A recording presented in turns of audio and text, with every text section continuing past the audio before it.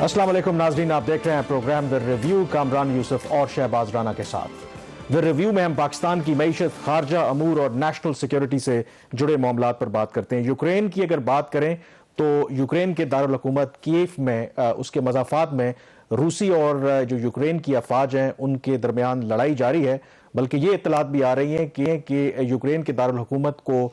जो hydro electric power plant जो बिजली सप्लाई करता है उस पर भी रूसी अफवाज ने कब्जा कर लिया है। दूसरी तरफ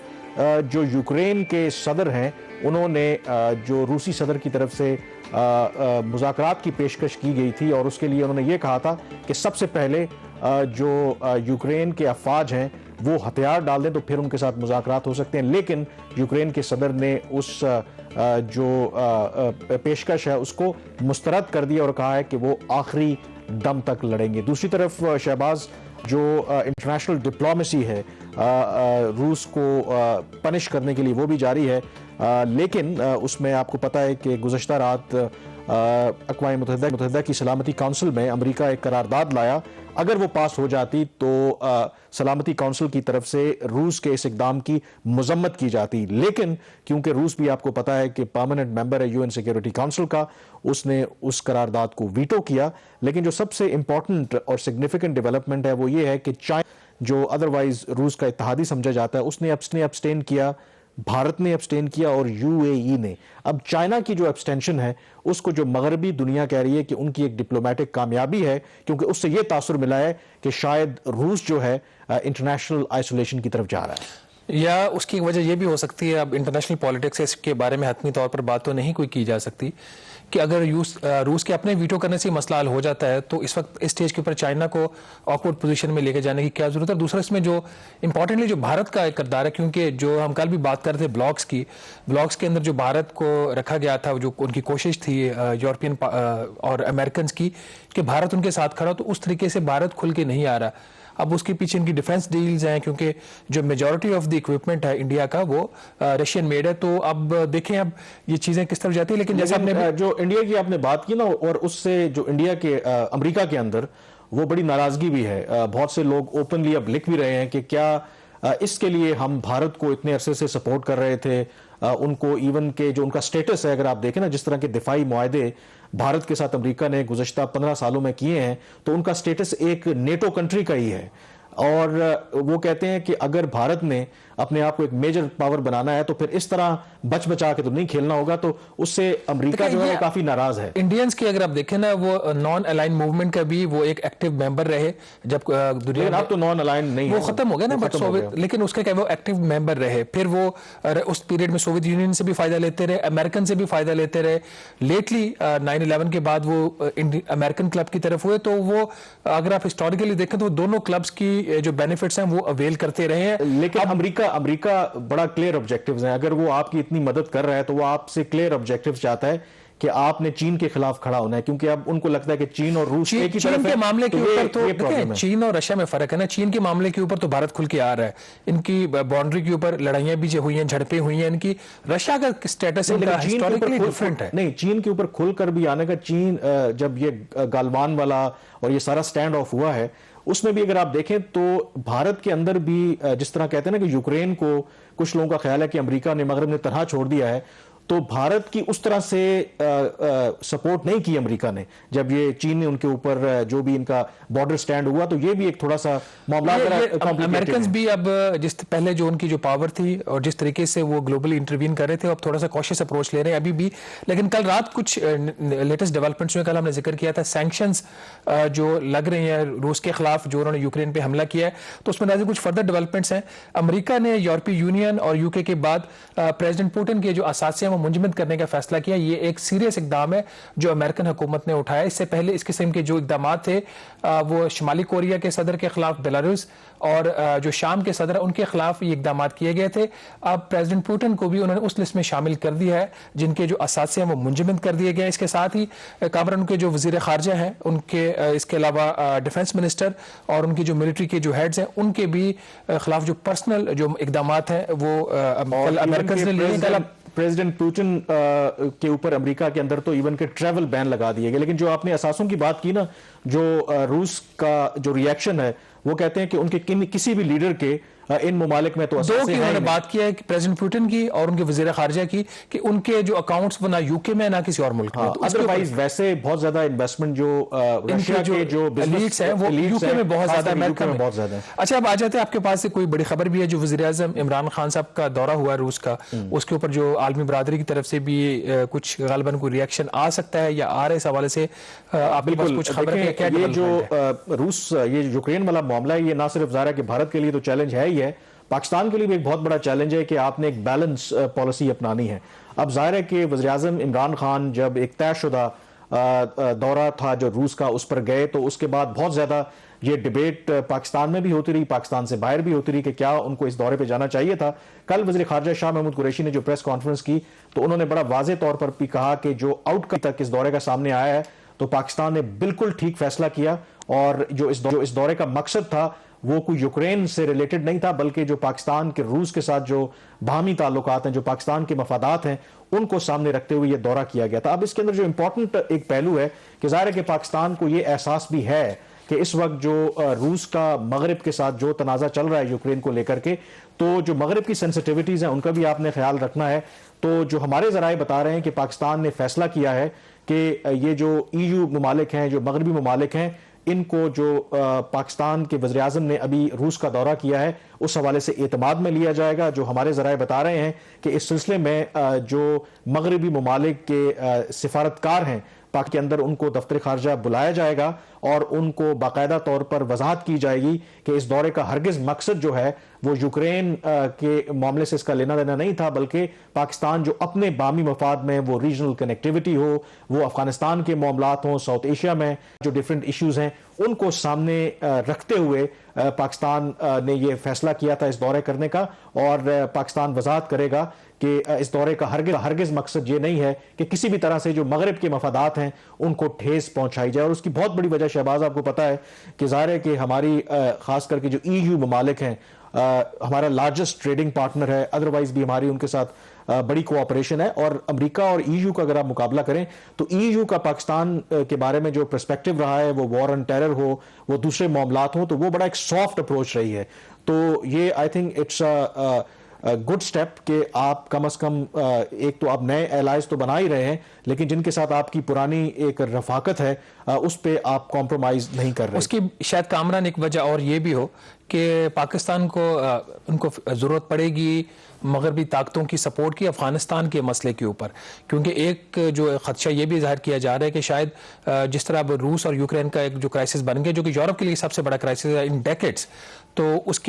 उसकी वजह से जो अफगानिस्तान के ऊपर तवज्जो है आलमी दुनिया की वो कम ना हो जाए। तो इस हवाले से भी शायद हम चाह रहे हैं कि हम मगरब के साथ भी एंगेज रखें, बिल्कुल, और चीन और रूस के साथ अपने ताल्लुकात को बेहतर बना सकें। क्योंकि ये मेरी कुछ हुकाम से बात हुई है तो पाकिस्तान के अंदर ये जरूर कंसर्न पाया जाता है, क्योंकि पहले ही हमें खदशा था कि ये ना हो कि कुछ अरसे के बाद अफगानिस्तान को बैनुल अक़वामी जो दुनिया है, बिरादरी है, वो भूल जाए। और अब जो यूक्रेन वाला मामला हुआ है तो इसमें तो ये कंसर्न्स और भी बढ़ गए हैं। बल्कि मेरी एक पाकिस्तान के सिफारतकार हैं जो एक मगरबी मुल्क में इस वक्त तैनात हैं, उनसे बात हो रही थी। तो अभी जो म्यूनिख सिक्योरिटी कॉन्फ्रेंस हुई तो उसमें उन्होंने कहा कि जो 99.9% जो एजेंडा था वो था ही यूक्रेन। अफगानिस्तान के मामले पर जरूर बात हुई लेकिन वो कोई बहुत बड़ा इशू नहीं था। तो उससे उन्होंने कहा कि एक इंडिकेशन आपको मिलती है कि जो यूरोप, जो मगरब है, उनकी प्रायोरिटी क्या है। और अगर वाकई अफगानिस्तान को मगरब की दुनिया एक दफ़ा फिर भूल जाती है तो पाकिस्तान के लिए चैलेंजेस और भी बढ़ जाएंगे, क्योंकि अफगानिस्तान के अंदर अगर इंस्टेबिलिटी मजीद बढ़ती है, इकोनॉमिक कोलैप्स वहाँ पे होता है, तो जो पाकिस्तान का प्लान है, जो रीजनल कनेक्टिविटी हम जो चाह रहे हैं, जो रूस से हम गैस इंपोर्ट करना चाह रहे हैं, जो गैस पाइपलाइंस हम वहाँ पे लाना चाह रहे हैं, तो वो ख्वाब तो कभी भी शर्मिंदा ताबीर नहीं होगा। तो इसलिए मेरे ख्याल में पाकिस्तान जो मगरबी ममालिक है इनके साथ इंगेज भी करना चाहता है। और एक और जो इंपॉर्टेंट डेवलपमेंट थी कि मगरब को और ख़ास करके अमेरिका को कितना खदशा है पाकिस्तान और रूस के ताल्लुकात को लेकर के, कि चंद रोज़ पहले ही जब वज़ीर आज़म इमरान खान ने रूस के दौरे पर जाना था तो कल वज़ीर ख़ारजा ने इस बात की तस्दीक की कि बाइडेन एडमिनिस्ट्रेशन के एक सीनियर एहलकार ने पाकिस्तान को अप्रोच किया और अपने कंसर्न से आगाह किया। दो कि उन्होंने नाम नहीं बताया कि वो सीनियर एहलकार कौन थे। जो सिफारती ज़राए ने हमें बताया कि अमेरिका के जो नेशनल सिक्योरिटी एडवाइज़र हैं जेक सलिवन, उन्होंने पाकिस्तान के नेशनल सिक्योरिटी एडवाइज़र को डॉक्टर मुईद यूसुफ को टेलीफोन किया था और गालिबन यही कहा था कि मौजूदा सूरत हाल में जो वज़ीर-ए-आज़म पाकिस्तान का दौरा रूस है उस पर पाकिस्तान को एक तो नज़रसानी करनी चाहिए और दूसरा बाकी दुनिया के ममालिक के साथ मिल के रूस के जो यूक्रेन के हवाले से इकदाम है उनकी मजम्मत करनी चाहिए। लेकिन पाकिस्तान ने बड़ा पोलाइटली अपना पर्सपेक्टिव उनको दिया और साथ ही अपने जो दौरा था उसको एज पर प्लान रखा और एक जो कंसेशन जरूर दी या एक बैलेंसिंग एक्ट जो हमारी तरफ से एक दफ्तर खारजा की तरफ से statement I after meeting between prime minister Imran Khan and Putin, उसमें जो पाकिस्तान ने अफसोस का इजहार किया और इस बात पर एम्फेसिस दिया कि यूक्रेन और रशिया का जो मामला है वो मुज़ाकरात और डिप्लोमेसी के जरिए हल होना चाहिए। तो ये एक कंसेशन थी। अदर देन दैट पाकिस्तान ने क्लियर मैसेज दिया है कि ठीक है आपके बेशक कंसर्न्स होंगे लेकिन हम जो फैसले कर रहे हैं वो अपने मफादात को सामने रखते हुए कर रहे हैं। और जाहिर है कल भी हमने जिक्र किया था रूस और पाकिस्तान के जो ताल्लुकात में ये जो एक बेहतरी आ रही है ये आज की बात नहीं है, गुज़श्ता 10-15 साल से एक शिफ्ट आ रहा है। और अगर पाकिस्तान वो दौरा ना करता, वज़ीर-ए-आज़म इमरान खान उस दौरे को मुलतवी कर देते या मनसूख कर देते तो शायद उसका खतरा था कि वो सारी जो एफर्ट है वो अंडरमाइन हो जाती। अच्छा, ये तो खैर इसके ऊपर हम फर्दर भी बात करेंगे। एक और जो डेवलपमेंट इससे रिलेटेड है समहाउ जो अफगानिस्तान का मसला है, हमने इसी प्रोग्राम से बताया था कि पहले स्टेट बैंक ऑफ पाकिस्तान ने अफगानिस्तान रिलीफ फंड खोलने से इनकार कर दिया था, बावजूद इसके कि उसकी वफाकी काबीना की मंजूरी हासिल। तो उन्होंने कहा जी इससे पाकिस्तान के ऊपर पाबंदियां लग सकती हैं। हुकूमत ने एक और फैसला किया था कि अफगानिस्तान को वो 50,000 मैट्रिक टन गंदम अतिया करने का एक फैसला हुआ था पिछले माह। तो अब हुकूमत ने अपना ये फैसला वापस ले लिया है। अब पाकिस्तान जो है अफगानिस्तान को गंदम सप्लाई नहीं करेगा। तो वो एक जो मोमेंटम बनाया गया था कि वहां पे कहत साजी की सूरत हाल हो जाएगी, 95% जो पॉपुलेशन है वो उसको फूड क्राइसिस का सामना करना पड़ सकता है। तो अब हालत ये है कि हमने जो अभी तक गंदम जो है वो उनको सप्लाई नहीं कर सके। और गालिबन मुझे कुछ राय ने ये बताया कि जो अफगान हुकूमत है तालिबान की वहां पे वो ज्यादा इंटरेस्टेड है कि उनको डॉलर्स, उनको कैश चाहिए, क्योंकि वहां पे जो सूरत हाल है ग्राउंड के ऊपर शायद उस तरह का फूड क्राइसिस नहीं है। वहां पे जो सबसे बड़ा प्रॉब्लम ये है कि वहां पे लोगों को तनख्वाहें देने के लिए उनके पास पैसे नहीं है और जो बैंकिंग उनके जो रिजर्व्स हैं सारे वो फ्रीज किए, बल्कि आधे तो उन्होंने अब अपने ही लोगों को देने का फैसला कर लिया अमेरिकन ने। तो ये लेटेस्ट डेवलपमेंट, इसके ऊपर हम डिटेल में अफगानिस्तान के ऊपर मेरे ख्याल बाद में बात करेंगे। लेकिन एज ऑफ नाउ पाकिस्तान ना तो अफगानिस्तान रिलीफ फंड के जरिए तालिबान की कोई मदद कर सका और जो गंदम भी देनी थी भारत ने अपनी गंदम पहुंचाना शुरू कर दिया है। पाकिस्तान उस फैसले से भी वापस हो गया है और इक्तिसादी राब्ता कमेटी ने इसकी मंजूरी दे दी है कि 50,000 मैट्रिक टन गंदम अब ना दी जाए, बल्कि जो पहले कुछ 6,600 जो मैट्रिक टन गंदम थी वही उन्होंने जो सप्लाई की है वहां तक। देखिए इसकी एक वजह यह भी हो सकती है क्योंकि मेरी भी कुछ हुकाम से बात हुई, जब से अफगान तालिबान इक़्तिदार में आए हैं तो पाकिस्तान की ज़ाहिर है कि तवक्को थी कि पाकिस्तान के जो मफादात हैं, TTP का जो मामला है उसको वो टैकल करेंगे। तो पाकिस्तान की अब तक की जो असेसमेंट है उनको लगता है कि अफगान तालिबान की तरफ से उस तरह से ताउन नहीं किया गया और शायद वो पाकिस्तान को फॉर ग्रांटेड ले रहे हैं। हमने पाकिस्तान ने अफगान तालिबान की पहले भी मदद की, अब पाकिस्तान दुनिया भर में उनका आप कह भी सकते हैं कि एक तर्जुमान भी बना हुआ है। तो ये सजेशन भी अब पाकिस्तान के अंदर है कि थोड़ा सा जो हमारी इंगेजमेंट है उसको स्केल डाउन करना चाहिए ताकि अफगान तालिबान को भी ये मैसेज जाए कि वो हमें फॉर ग्रांटेड ना लें। तो हो सकता है कि ये जो गंदम का फैसला है इसके पीछे ये रीजन भी हो। Let's see. बहरहाल यहाँ पे लेंगे और ब्रेक के बाद पाकिस्तान की मैशत का भी तस्करा करेंगे। ब्रेक के बाद बात होती है।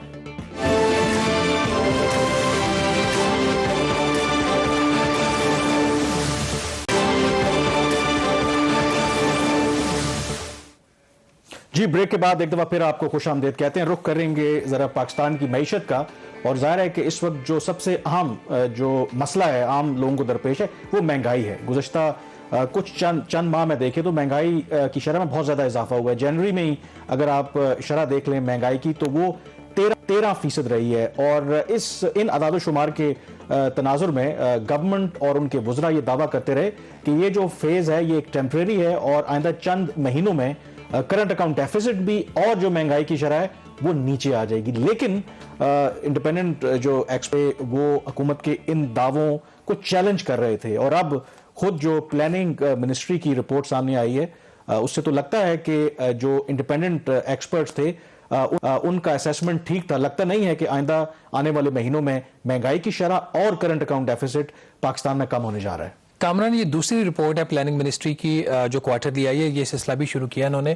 और फ्रैंकली इसकी जो क्वालिटी है ये बहुत बेहतर है एज कम्पेयर टू जो वजारत खजाना हर महीने का अपनी मंथली रिपोर्ट देती है। उसमें वो हुकूमती वो एक बस वो खबरनामा होता है पीटीवी, हुकूमती बयानी और पीटीवी का खबरनामा होता है जिसमें काम की बात कोई नहीं होती, हर चीज को पॉजिटिव वो स्पिन देने की कोशिश करते हैं। बल्कि एक चीज हमसे रह गई, हमने वो कवर करनी अगले प्रोग्राम में इंशाल्लाह करेंगे कि वजारत खजाना ने जो रिपोर्ट एक जमा करवाई है ना, फिस्कल पॉलिसी स्टेटमेंट पार्लियामेंट के अंदर जो कर्जों के ऊपर, उसमें किस तरीके से कानून की उन्होंने धिजियां बखेरी है ना अपनी उस रिपोर्ट के अंदर, पार्लियामेंटेरियन का मजाक उड़ाया, वो भी हम जिक्र करेंगे। अच्छा, अब इसके ऊपर आ जाते हैं। ये जो प्लानिंग मिनिस्ट्री की रिपोर्ट है ये आपको एक ऐसी असेसमेंट दे रही है which to me is a kind of objective and factual assessment, जिससे एक बात क्लियर हो कि जो वजीर आजम इमरान खान साहब ने ये दावा किया था जब उन्होंने IMF का प्रोग्राम लिया, ये पाकिस्तान का आखिरी IMF का प्रोग्राम होगा और हम अपने दौरे हुकूमत में इकोनॉमी को इतना बेहतर करके जाएंगे कि अगली हुकूमत को जो भी आती है उसको दोबारा IMF के दरवाजे के ऊपर खड़ा ना होना पड़े। अनफॉर्चुनेटली ये जो अभी फाइंडिंग्स आई है नाज़रीन इस रिपोर्ट की, ये कोई इतनी अच्छी नहीं है। इसमें आप अगर बात करें GDP के हदफ की, वो भी वो कह रहे हैं कि वो तकरीबन उसके करीब ही रहेगा 4.8% के, मतलब ये कि वो शायद हासिल ना हो। करंट अकाउंट खसारे की बात करें वो भी हदफ हासिल नहीं होगा। बजट खसारे की बात करें वो हासिल नहीं होगा। हुकूमत के जो इकदाम हैं इंपोर्ट्स को कम करने के लिए, वो इस रिपोर्ट के मुताबिक वो भी नाकाफी साबित हो रहे हैं। और बरामदात के ऊपर जितना डोल पीटा जा रहा था जी कि बरामदात में बेतहाशा इजाफा हो रहा है, इस सरकारी रिपोर्ट के मुताबिक बरामदात में जो इजाफा हो रहा है इसकी बड़ी वजह जो प्रीडोमिनेटली उन्होंने लफ्ज इस्तेमाल किया रिपोर्ट के अंदर, वो आलमी मंडी में जो बढ़ती हुई कीमतें हैं वो है, जो अपनी उसकी कॉन्ट्रीब्यूशन है कि हुकूमत की एफर्ट से, हुकूमत से ज्यादा प्राइवेट सेक्टर की एफर्ट से वो बरामदात में इजाफा हो, वो होता हुआ नजर नहीं आ रहा। तो इन एसेंस ये रिपोर्ट ये कह रही है, इसका एक जो जुमला मैं आपको उसका कोट है वो मैं पढ़ देता हूं ताकि अंदाजा हो जाए कि हुकूमत अपने अगर इंडिपेंडेंट असेसमेंट वजारत खजाना से हटके अगर कोई है वो क्या कह रही है कि on fiscal and external account जो कोट है जी, slippages are expected as pressures on imports will only gradually moderate and stellar revenue efforts on taxation side, expenditure side, despite stellar जो performance की वो बात कर रहे हैं जी, expenditure side जो pressures हैं that will remain because of the social sector services and vaccination rollout program। तो कामरान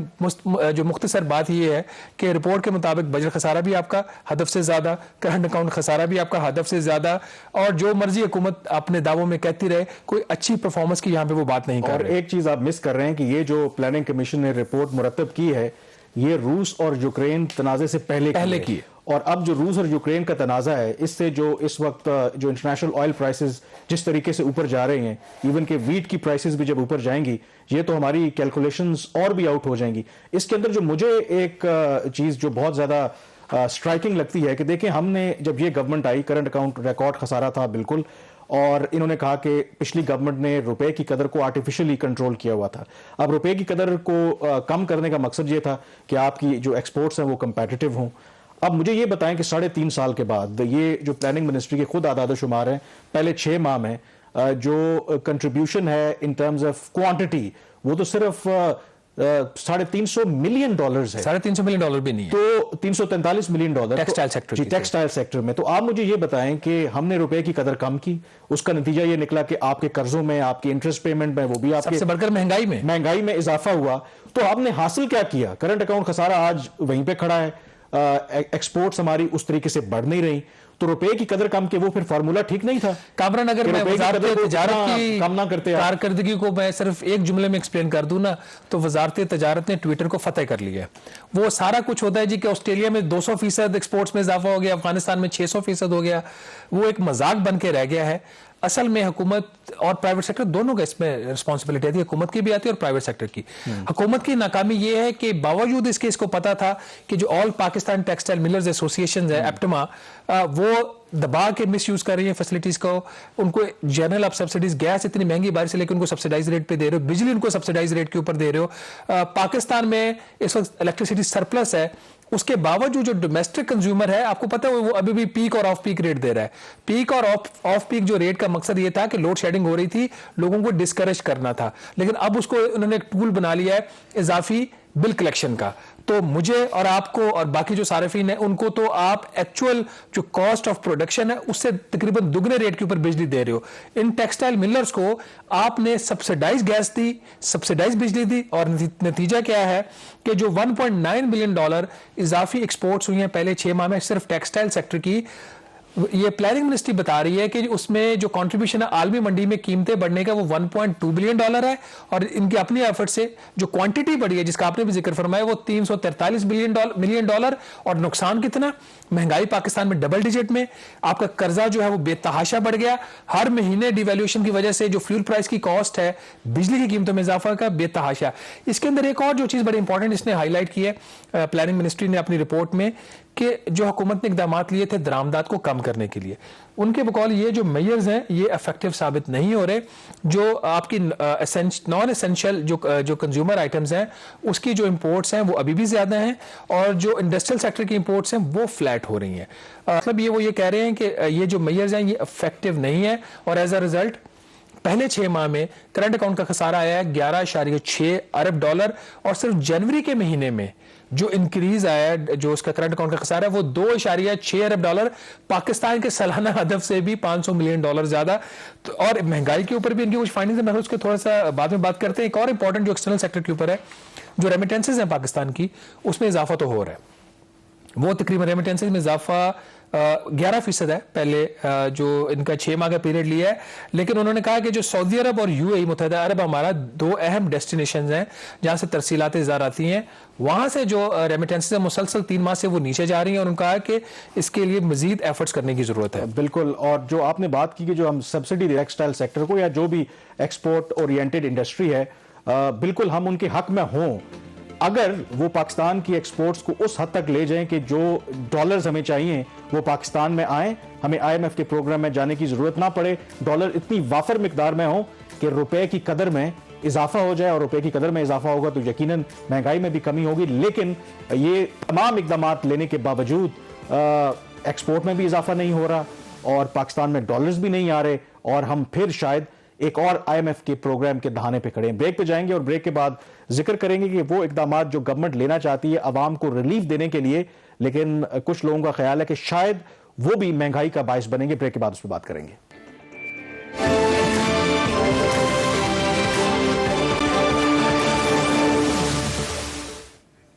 जी, ब्रेक के बाद एक दफा फिर आपको खुशामदीद कहते हैं। गवर्नमेंट यकीनन जानती है कि जिस तरीके से महंगाई में इजाफा हो रहा है तो हर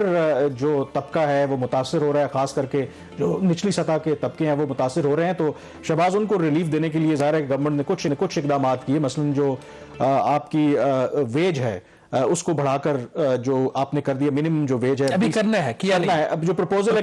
20,000 से 25,000 कर दी जाए। अब यहां पे भी स्टेट बैंक आ गया। स्टेट बैंक कहता है कि अगर आप ये स्टेप लेंगे तो इससे महंगाई में इजाफा होगा। कैसे होगा? अच्छा, ये इंटरेस्टिंग है, और ये होगा, ये बात तो ठीक है governor state bank of Pakistan की। अब जो नया कानून हमने कर दें 20 से 15 कर देते हैं, उनको यहाँ पे याद आया है। एक तो आपको पता है कि वज़ीर-ए-आज़म इमरान खान साहब ने ये बाकायदा कैंपेन लॉन्च की हुई है कि जो प्राइवेट सेक्टर है वो अपने मुलाजमीन की जो है वो तनख्वाहें उनमें इजाफा करे। खुद भी उन्होंने आर्म फोर्सेज की तनख्वाह में, सॉरी सिविल आर्म फोर्सेज की तनख्वाह में इजाफा किया। फिर जो पाक सेक्रेटेरिएट के एम्प्लॉइज हैं उनकी तनख्वाह में उन्होंने एडहॉक उनको एक रिलीफ दिया, डिस्पैरिटी अलाउंस। हमने उस पिछले प्रोग्राम में एक दफा हमने बात की थी कि ये जो प्राइम मिनिस्टर का ये इकदाम है, इससे मुल्क में महंगाई में इजाफा इसलिए होगा कि जब आप किसी की तनख्वाह में इजाफा करते हैं तो आपकी मनी इन सर्कुलेशन में बढ़ जाती है, रुपया मजीद मार्केट में आता है, वो जो प्रोडक्ट वो चेज करता है तो उसकी प्राइसेस ऊपर जाती है, उसका इन्फ्लेशनरी इंपैक्ट होता है। हमने लेमैन की लैंग्वेज में बात की थी। जो इकोनॉमिक एडवाइजरी ग्रुप है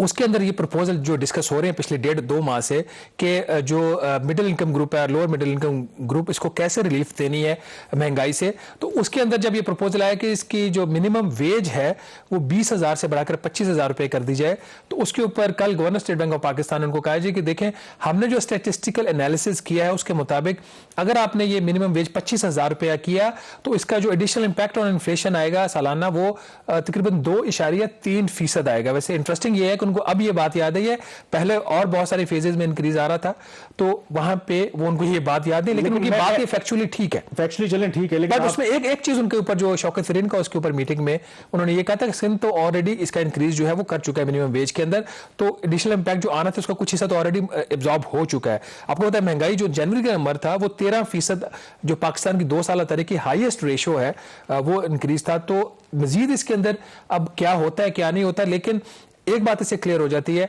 कि वज़ीर-ए-आज़म इमरान खान साहब जो भी काम करते, लगता है उसके पीछे कोई रिसर्च नहीं होती, उनको प्रॉपरली एडवाइस नहीं किया जाता। तो महंगाई कम करने का एक ही तरीका है कि जो फैक्टर्स हैं जिनकी वजह से महंगाई हो रही है उनको कम कीजिए, बजाय के अगर आप इस तरह सैलरीज बढ़नी चाहिए, इसमें तो कोई दूसरी राय नहीं है। सिम्टम्स को चेक कर रहे हैं, रूट कॉज पर नहीं जा रहे। लेकिन इसमें एक जो चीज आपने की ना कि मिनिमम वेज अभी भी 20,000 है, आप ईमानदारी से बताएं नहीं मिलता, कहां पे ये इंप्लीमेंट होता है? अगर 25,000 कर भी देंगे इस पे तो इंप्लीमेंट ही नहीं होता, आपको नहीं मिलता। लेकिन वो खैर उनके एक आपका भी है ना कि दूसरे एक और भी इसके अंदर कामरान प्रपोजल था कि जो शौकत तरीन साहब का ख्याल था कि जो मोटरसाइकिल सवार अफराद हैं जो उनको रिलीफ देने के लिए जो पेट्रोल की कीमतें अब 160 रुपए फी लीटर तो पहले ही है, और खलील कियानी साहब की जो खबर है ये डॉन में आज 2 रोज के बाद, उसके बाद मेरे ख्याल 4 से 6 रुपए तो पेट्रोल की बात कर रहे हो, डीजल की, और बाकी जो प्रोडक्ट्स उसमें शायद 10 रुपए फी लीटर की बात हो रही है। तो हुकूमत का ये प्रपोजल था कि इसका इम्पैक्ट को कम करने के लिए जो मोटरसाइकिल जो लोग यूज़ करते हैं उनको वो सब्सिडाइज फ्यूल कार्ड देना चाह रहे थे। तो वो भी प्रपोजल नाकाबिले अमल उसको कहा जा रहा है, अभी हतमी फैसला नहीं हुआ, लेकिन लग ये रहा है कि ये भी नहीं होगा। तीसरा एक जो प्रपोजल था, बल्कि इसकी अनाउंसमेंट, और मैं बार बार अपनी खबरों में भी लिखूंगी, शायद इनको पता चल जाए कि गलत बात करते हैं ये लोग, ये कर नहीं सकते। वज़ीर ख़ज़ाना शौकत तरीन ने अपनी प्रेस कॉन्फ्रेंस में कहा, प्लानिंग मिनिस्टर असद उमर ने कहा कि जी जो मुल्क के अंदर जो खाने वाला तेल है, खुर्दनी तेल की बढ़ती कीमतों को कम करने के लिए हम इसके ऊपर टैक्सेस को कम करेंगे और 290 रुपए फी किलो घी जो है वो लोगों को मिलेगा। लेकिन बदकिस्मती के साथ इस वक्त भी जो ये ना तो ये इन्होंने मैयर लिया, बल्कि बजाय इसके कि इसकी कीमतें को 350 रुपए फी किलो से कम होकर 290 होती, मार्केट में आज आप चले जाएं, अभी चले जाएं, 420 रुपए फी किलो घी की कीमत हो गई। अच्छा, महंगाई को कम करने के लिए मेरे ख्याल में जो एक तो शिबली फराज साहब ने तजवीज दी थी कि तेल के कम इस्तेमाल करें, और दूसरी लोग अच्छी मीम्स बनाते हैं, वो कहते हैं कि गवर्नमेंट ने फैसला किया है जो रोड्स पे किलोमीटर्स की जो तख्तियां लगी होती है ना, तो उसको कम करने का फैसला किया ताकि लोगों को ये एहसास हो कि 1 किलोमीटर में या 1 लीटर में उन्होंने ज्यादा फासला, या फिर हेलीकॉप्टर 55 रुपए, हाँ वो भी हो सकता है किलोमीटर वाला। एक और जाते जाते देखें, इस सेगमेंट को क्लोज करने से पहले डेट की जो सूरत हाल है, ये बहुत खतरनाक सूरत है। 7 माह में जो आदाद शुमार बता रहे हैं, हमने 13 अरब डॉलर के ऑलरेडी कर्जे ले लिए हैं, तो ये क्या सिचुएशन है? अच्छा, एक तो नाज़रीन हुकूमत अभी भी कोशिश है कि पूरे नंबर्स ना बताए, लेकिन हम भी अपनी कोशिश में लगे रहते हैं। जो मिनिस्ट्री फॉर इकोनॉमिक अफेयर्स है वो मंथली बड़ा रेगुलरली अपने डेट बुलेटिन जारी करती है। उसके मुताबिक पहले 7 माह में जो गैर मुल्की कर्जा था हुकूमत पाकिस्तान ने जो लिया वो तकरीबन 11.8 अरब डॉलर था, जबकि इसके अलावा 1.3 अरब डॉलर का एक और महंगा तरीन कर्जा है जिसको वफाकी हुकूमत रिपोर्ट नहीं करती अपनी ये जो डेट बुलेटिन की रिपोर्ट है। ये वो कर्जा है जो वज़ीर-ए-आज़म इमरान खान साहब की हुकूमत ने लेना शुरू किया है, नया पाकिस्तान सर्टिफिकेट की, जिसकी आप बहुत ज्यादा पब्लिसिटी कैंपेन भी देखते हैं। 7% डॉलर टर्म्स में या 11% रुपी टर्म में हुकूमत ने कर्जा लिया 1.3 अरब डॉलर का, तो 13 अरब डॉलर का हुकूमत कर्जा ले चुकी है पहले सिर्फ 7 माह में इस माली साल के। जिस तेजी से हुकूमत कर्जा ले रही है, पाकिस्तान की जो डेट की सूरत है और इसकी डेट सर्विसिंग वो काफी खतरनाक हद तक खराब हो चुकी है कामरान। और जो ओवरऑल अगर आप इसमें एक चीज इंपॉर्टेंट है जिसको मैं हाईलाइट करना चाह रहा हूं, ये जो 13 अरब डॉलर आया है इसका 82% इस 13 अरब डॉलर का ये कर्जा लिया गया है आपके लिए नॉन प्रोडक्टिव यूज के लिए, बजट खसारा पूरा करने के लिए, या जो गैर मुल्की ज़र मुबादला के ज़खायर जो बढ़ ही नहीं रहे बावजूद कर्जे लेने के, उनको एक जगह पे लेवल पे सस्टेन रखने के लिए। और जब हम ये वापस करेंगे तो इसके लिए मजीद कर्जा लेंगे, और एज अ रिजल्ट जो ओवरऑल पाकिस्तान का जो टोटल डेट हो चुका है, जो कि PMLN की हुकूमत के खात्मे के ऊपर था, कुछ 30,000 अरब रुपए से कम था, जो अब स्टेट बैंक ऑफ पाकिस्तान ने सिर्फ दिसंबर 2021 तक के आदादोशुमार दिए वो बढ़कर हो गया है 51,000 अरब रुपए। लेकिन जो मर्जी आप कहते हैं, शौकत तरीन साहब ने भी पहले एक ट्वीट किया था, बड़ी खुशी से उन्होंने बताया कि जो डेट टू GDP रेशो है after rebasing of the economy वो कुछ 83% से कम होकर वो 72 या 72% आ गई है। तो वो अपना कारनामा, जैसे शहबाज कह रहे थे कि ट्विटर पे ये तमाम लोग बड़े एक्टिव हैं, खुद कुछ नहीं किया, बस रीबेसिंग की इकोनॉमी की, तो उससे आदाद शुमार जरा नीचे आ जाएंगे। ब्रेक पे जाएंगे और ब्रेक के बाद हमें खुर्रम शहजाद ज्वाइन करेंगे और उनसे इन तमाम मौज़ूआत पर पूछेंगे।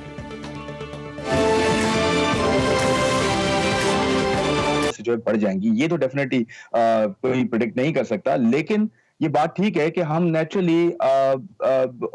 होता है इस तरह से कि हम बड़ा पॉजिटिवली बायस्ड होते हैं। हम जो है अपनी जो पॉजिटिव बायसनेस होती है उसकी वजह से शायद फोकस जो होती है उसको उस तरह से नहीं कर पाते, या तो या सही से जो ग्राउंड रियलिटीज है उनको नहीं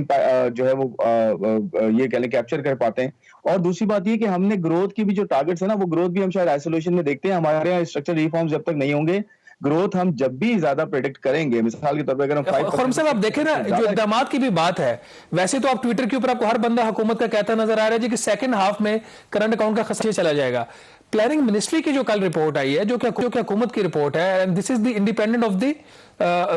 from the ministry of finance, वो ये कह रहे हैं कि हुकूमत ने अभी तक जो इकदामात किए हैं दरामदात को कम करने के लिए, वो नाकाफी साबित हो रहे हैं। तो ये तो हमारी तो फिर स्ट्रेटजी में मसला हो गया ना, बाकी इंटरनेशनल जो फैक्टर्स हैं वो तो अपनी जगह पे रहेंगे। जी, जी, देखिए मैं हमेशा ये चीज़ कहता आया हूँ कि 2 साइड्स हैं इसकी। ये इंटरनेशनल फैक्टर्स सिर्फ नहीं है, हमने अपनी गवर्नेंस, अपनी मैनेजमेंट, अपनी जो है वो डिसिप्लिन किस तरह से रखना है, चाहे वो फिस्कल डेफिसिट हो, चाहे वो एक्सटर्नल अकाउंट डेफिसिट हो, ये हमारे भी इश्यूज़ हैं। हमने खुद भी बहुत ज़्यादा, अगर हम ग्रोथ ओरिएंटेड बजट करते हैं, तो डेफिनिटली उसके साथ-साथ हमें ये देखना होगा कि इम्पोर्ट कहाँ जाती है हमारी। क्योंकि जब तक हमें इंडिजिनस जो है वो ग्रोथ नहीं होगी, सस्टेनेबल ग्रोथ नहीं होगी, लोकल कैपेसिटी ड्रिवन ग्रोथ नहीं होगी, तो डेफिनिटली हम जो एक्सपोज़ होंगे इंटरनेशनल फोर्सेस पे भी, और यही होगा कि इंपोर्टेड इन्फ्लेशन भी होगी और लोकली गवर्नेंस भी ठीक नहीं होगी अगर हमारी, तो नेचुरली लोकल फैक्टर्स भी जो है वो प्ले करेंगे। ये बात बिल्कुल ठीक है कि 2 फैसेट्स हैं इसके, कि हमारी अपनी मैनेजमेंट, हम कितने ज्यादा जो है अपनी प्रूडेंट है अपनी पॉलिसीज में और कितने ज्यादा प्रोएक्टिव हैं, प्लस हमारे जो है इंटरनेशनल फैक्टर्स को हम कैसे मैनेज करते हैं, हेज करते हैं, या किस तरह से आगे जाते हुए हम जो है करंट अकाउंट को कंटेन करते हैं डिफरेंट सोर्सेज के थ्रू, जिसमें एक्सपोर्ट्स का बढ़ाना है। एक्सपोर्ट्स भी प्राइस की वजह से बढ़ रही है ज्यादा और क्वांटिटी वजह से नहीं बढ़ रही, तो डेफिनेटली उसे देखना है कि हमने कहाँ पे जो है एक्सपोर्ट्स को बढ़ाना है, जहाँ पे हमारी वैल्यू एडिशन हो और हमारी एक्सपोर्ट जो है वो हायर प्राइस फेच करें, रादर देन ये कि साहब, ये जो एक्सपोर्ट्स वाली आपने बात की है कि देखें एक जो बहुत बड़ा फैसला इस गवर्नमेंट ने किया जिसका एक नेगेटिव इंपैक्ट ज़ाहिर इन्फ्लेशन पे भी हुआ कि आपने रुपए की कदर में कमी की, और उसकी एक बहुत बड़ी वजह रीजनिंग यही थी कि ताकि हमारी एक्सपोर्ट्स जो है वो कंपेटिटिव हों। अब जो प्लानिंग कमीशन की ये जो रिपोर्ट है, दो के हमारे वजारत तजारत और एप्टेमा बहुत दावे करती है कि एक्सपोर्ट्स हमारी बढ़ गई हैं। इन टर्म्स ऑफ क्वांटिटी पहले 6 माह में सिर्फ $343 मिलियन का इजाफा हुआ है। तो हमने रुपए की कदर इतनी कम करके अवाम के ऊपर फिर बोझ भी डाला है, इन्फ्लेशन भी बढ़ गई और ये उसका रिजल्ट निकला है। Don't you think time has come के ये जो हम इतनी इन लोगों को इंसेंटिव्स देते हैं ये अब खत्म करने चाहिए ताकि जो बेहतरीन होगा, फिट होगा, वो सर्वाइव करे, बाकी जाएं जिधर जाते हैं। एब्सोल्युटली, आप कंपटीशन क्रिएट करें, आप बाहर की जो कंपनीज हैं, बाहर की इंडस्ट्रीज हैं, उनको आने दें। और इनफैक्ट हम रोकते तो नहीं है किसी को भी, लेकिन जब तक आप प्रोटेक्शनिज्म की पॉलिसी लेके चलेंगे, आपके यहाँ कंपेटिटिवनेस नहीं आएगी, प्रोडक्टिविटी नहीं आएगी। जब तक आप लोकल इंडस्ट्री को मैदान में नहीं खड़ा करेंगे कि जी आप कंपीट करें, हम आपको बेसिक्स तो दे सकते हैं, बेसिक इंसेंटिव, लेकिन हम आपको बहुत अच्छे तक 10-10, 15-15, 20-20 साल तक इंसेंटिवाइज नहीं कर सकते, ना सब्सिडी दे सकते हैं। आप कंपीट करें, प्रोडक्ट के ऊपर कंपीट करें, सर्विसेज पे कंपीट करें, और उसकी बेसिस पे जो है आप एक्सपोर्ट अर्निंग्स लेकर आए, वो सस्टेनेबल भी हो। ये नहीं हो सकता कि हम जो है आप जो है वो बेताशा इंसेंटिवाइज करते रहें और आप जो है हमारे एक्सपोर्ट्स थोड़ी सी बढ़ाएं और डेफिनेटली आपका जो है इम्पैक्ट जो है उस पर ना पड़े करंट अकाउंट पे, और करंट अकाउंट इनफैक्ट बढ़ता रहे। तो ये हमारे इशू रहा है कि जब भी प्राइसेस हमारे भी बढ़ती है, हमारे इंपोर्ट भी बढ़ती है, लेकिन इंपोर्ट बहुत ज्यादा। खुरम शहजाद साहब, आपसे आखिरी सवाल है, जो प्लानिंग मिनिस्ट्री की रिपोर्ट है उसमें 3-4 बड़ी ग्लेयरिंग चीजें हैं। करंट अकाउंट खसारा आपका हदफ से ज्यादा रहेगा, बजट खसारा आपका ज्यादा रहेगा, ग्रोथ 4.8% से कम रहेगी, महंगाई ज्यादा रहेगी। तो अगर आप सारी चीजों को सम अप करते हैं, ये वही इंडिकेटर्स हैं, वही हालात हैं जो PMLN छोड़ के गई थी और PTI ने वर्षे में लिया। तो आप समझते हैं कि 3.5 साल में सिवाय एक पॉजिटिव नैरेटिव बिल्ड करने के अलावा हुकूमत कुछ नहीं कर सकी, और हम शायद बहुत जल्द दोबारा एक और IMF का जो प्रोग्राम है उसके लिए हम दरवाजे पे दस्तक दे रहे होंगे जी हमें मजीद कर्जा चाहिए? देखिए, मैं ये तो नहीं कहूंगा कि एग्जैक्टली वही सिचुएशन है, बट यस, नंबर्स जो हैं, जो करंट अकाउंट के हैं या उसके अलावा आप इंपोर्ट के नंबर्स देखें और करेंसी डिवैल्यूएशन की अगर हम बात करें और इन्फ्लेशन के नंबर्स देखें, डेफिनेटली उससे सिचुएशन थोड़ी खराब है, थोड़ी नहीं काफी हद तक खराब है। लेकिन हमें ये देखना है कि हमारे रिजर्व्स जो बफर्स हैं, चाहे वो डेट्स हैं, किसी चीज से भी हमने बिल्ड किए हैं, वो बफर्स हमारे पास कितने हैं रिलेटिव टू 2018, वो बेटर है इस वक्त, क्योंकि उस वक्त हमारे आज $7-8 बिलियन के जो रिजर्व थे, आज हमारे पास $16-17 बिलियन के हैं। लेकिन इशू यही है, लेकिन कथा कलामी हो रही है खुरम। अगर आप ट्रेंड देखें, खुरम, अगर आप ट्रेंड देखें, $1 से $1.5 अरब आपका मंथली जो रिजर्व है वो नीचे जा रहा है, और उतनी स्पीड से आप कर्जे लेने की कोशिश कर भी रहे हैं, फिर भी अभी आप देखें ना नंबर जो पिछले हफ्ते का है, $16.7 अरब के आपके रिजर्व्स हैं। तो ये तो अगेन वही आपको पैटर्न नजर नहीं आ रहा कि कल अगर आपका सिलसिला रुक जाता है, आप नए कर्जे नहीं ले सकते या उनको लेने की जो आपकी वहां से जो पैसा आ रहा है वो कम आ रहा है, आउटफ्लो ज्यादा हो रहा है, हम तो फिर उसी तरफ बढ़ रहे हैं, हर महीने 1 से $1.5 अरब हम जाया कर रहे हैं। बिल्कुल, ये तो मैं बोलता आया हूं कि देखिए जब तक हम अपनी कोई इंटरनल कोई एनर्जी की प्लानिंग, फिस्कल डेफिसिट की प्लानिंग सही से नहीं करेंगे, वेस्टेजेस पर कट नहीं लगाएंगे, टैक्सेस को सही जगह यूज नहीं करेंगे, तो डेफिनेटली उसका इम्पैक्ट तो यही होगा कि आपका फिर करंट अकाउंट डेफिसिट उतना ही हो जाएगा और आपका इन्फ्लेशन जो है नीचे नहीं आएगी। इस वक्त आप स्टैगफ्लेशन में फंसे हुए हैं, आपकी ग्रोथ आज भी कम है, इन्फ्लेशन बहुत ज्यादा है और ये एनर्जी इन्फ्लेशन और आपको जो है तंग करेगी। तो डेफिनेटली हम उस तरफ जा रहे हैं जहां पे हमें मजीद इन्फ्लोस की जरूरत पड़ेगी और हमें हो सकता है कि आईएमएफ का एक बड़ा प्रोग्राम लेना पड़े, मे बी 10 साल का प्रोग्राम लेना पड़े, क्योंकि उसके अलावा हमें शायद कोई ऑल्टरनेट नजर नहीं आएगा जब तक हम सेल्फ जो है वो मैंडेटरी जो ऑस्टेरिटी मेजर्स होते हैं वो नहीं लेते और हम जो है अपने फिस्कल डेफिसिट को कट नहीं करते। तो ये सिचुएशन डेफिनेटली दोबारा होगी और हम जो है उससे बच नहीं पाएंगे जब तक हम प्लानिंग नहीं करते प्रॉपर्ली।